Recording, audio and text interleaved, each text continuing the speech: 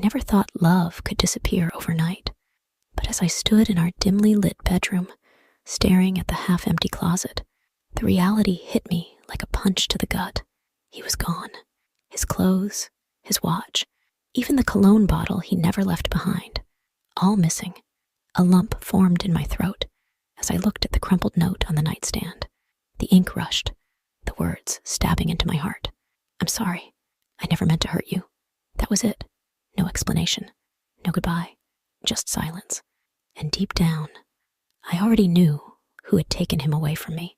His past had come knocking, and he had answered. I met Rayan on a rainy afternoon at a bookstore. It was the kind of meeting that felt like it belonged in a romance novel.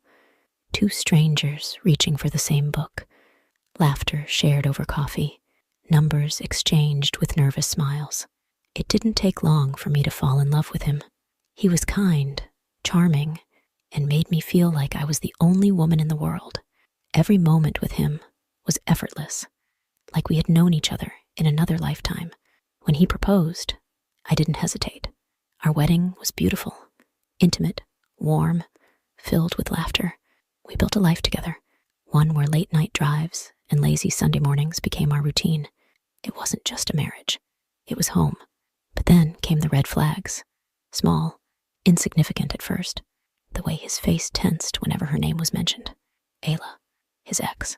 I had never met her, only heard bits and pieces. A whirlwind love story that ended badly.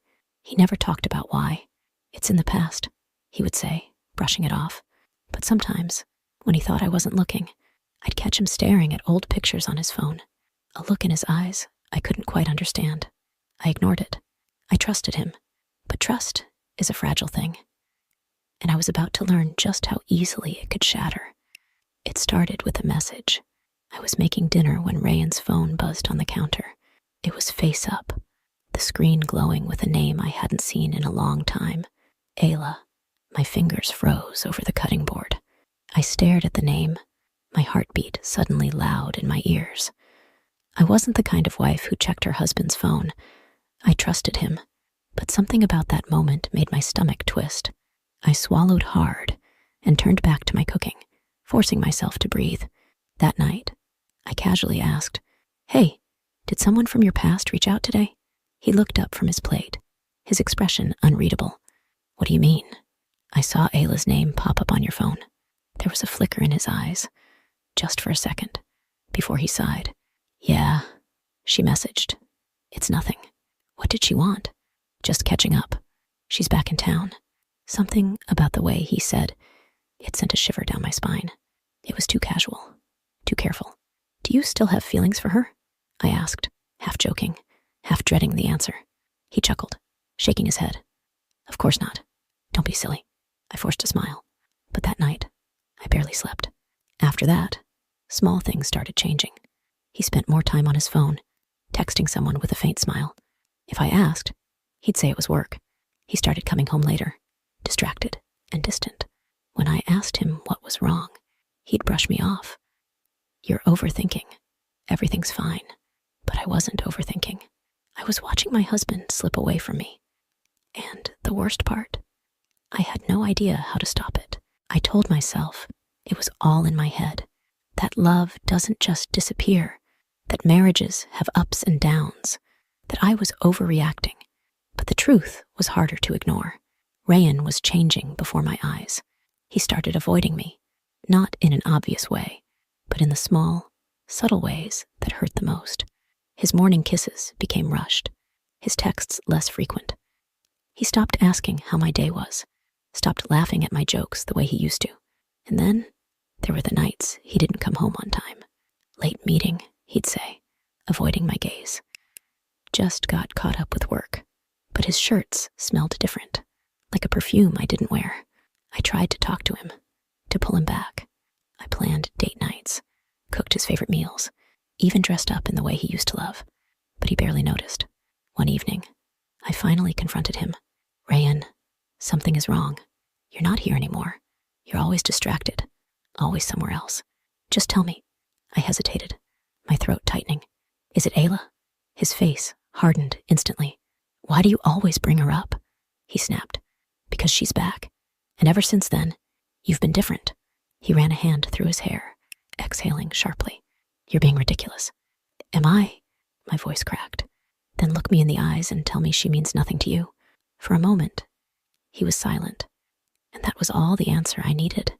I felt something inside me break. "I gave you everything, Rayan. I chose you. Why wasn't I enough?" He didn't answer. Instead, he grabbed his jacket and walked out the door. That night, I sat in our silent home, staring at the clock. Hours passed. I waited, but he never came back. And deep down, I knew exactly where he was. With her. The breaking point came 2 weeks later. Rayan had been distant, cold. Some nights, he didn't come home at all. Other nights, he slept on the edge of the bed, as if I were a stranger. The space between us was no longer just emotional. It was physical. And then, one morning, I woke up to find his side of the bed empty. His closet was half empty. His shoes were gone. His watch. His favorite jacket. Panic surged through me as I ran into the living room. That's when I saw it. A note on the coffee table. "I'm sorry. I never meant to hurt you. I just need time." My knees gave out beneath me. My hands shook as I held the paper, reading the words over and over, but they didn't change. He was gone, and I knew where he had gone to. Ayla. Tears burned in my eyes, but I didn't cry. Not this time. Not for him. I had spent months holding on to something that was already gone, loving a man who had chosen someone else, and I was done begging to be enough. With shaking hands, I took off my wedding ring and placed it beside his note. I had fought for him, but now I was going to fight for myself. I stood in the quiet of our apartment. No, his apartment now. The walls that once held our laughter, the bed that once felt like home, the memories I had spent years building. All of it was now just a shadow of what once was.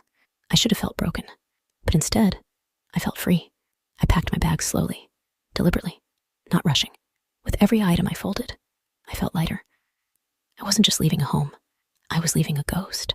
The version of me that had begged for his love, that had waited for him to choose me, that had sacrificed pieces of herself just to fit into his world. That woman was gone. As I walked to the door, I glanced one last time at the coffee table. My wedding ring sat beside his note, a symbol of everything I had lost, or maybe everything I had escaped. I picked up my phone, took a deep breath, and dialed a number. "Hey, it's me. I need a fresh start. Can I stay with you for a while?" A warm voice on the other end. My best friend, my family, my real home. "Of course. I've been waiting for you." I smiled, stepping into the sunlight, feeling something I hadn't felt in a long time. Hope, because Rayan had left me. But in the end, I had chosen myself.